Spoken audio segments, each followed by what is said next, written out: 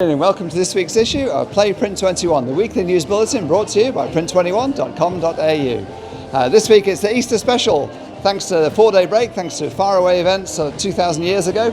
And for printers and packaging companies, Easter of course means Easter chocolates. We're here in Cocoa Black, the big independent chocolate shop, and we're looking at these packages which are fantastically done by Waratah Group and Rapid Labels.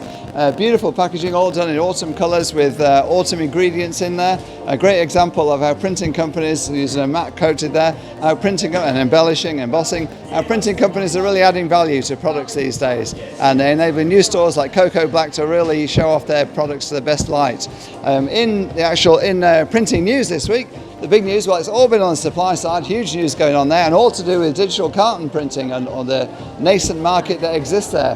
First of all, EFI, the big technology company, they've been bought by an American private equity fund, Cirrus, paid $1.7 billion for them, US dollars, in a leveraged buyout, 40% equity, 60% debt.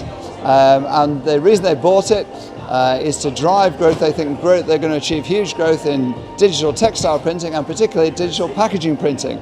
At the moment, all the analysts say the market for just the machinery and the equipment in digital packaging is going to be $9 billion.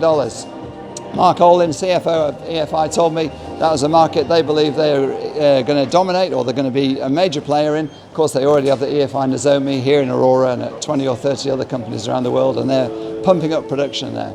So EFI now going to be owned by an American private equity fund. In other news this week, also on the supply side, also with digital carton printing, Durst and KBA, two huge European or global manufacturers. We know KBA well, of course, through its presses. Durst, inkjet manufacturer, making big impact here in various fields, wide format, labels. They've signed a joint venture company. They will be launching a digital carton machine, also at Drupa. And at Drupa, you'll see a host of those digital carton printing machines, from the likes of Heidelberg, of course, its Prime Fire.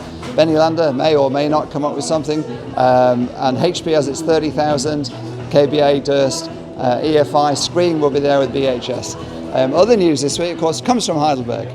They've just launched a new web-to-pack solution with its Prime Fire digital carton press, and that's in conjunction with a Chinese printing company. They've developed that, they're going to go to market with it, and the idea is that designers, packaging companies can go online, create a carton, upload their artwork and get the carton printed on the Prime Fire digital carton press. In other supply news from this part of the world, Botcher and Brissett Rollers finally moved into their new factory, new company. 90% of the roller market is now owned by it.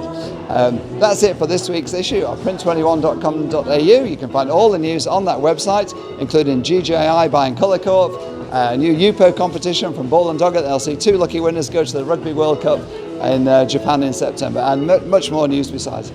Have a great Easter, have a great weekend. This is me, Wayne Robinson, Print21, signing off in Cocoa Black.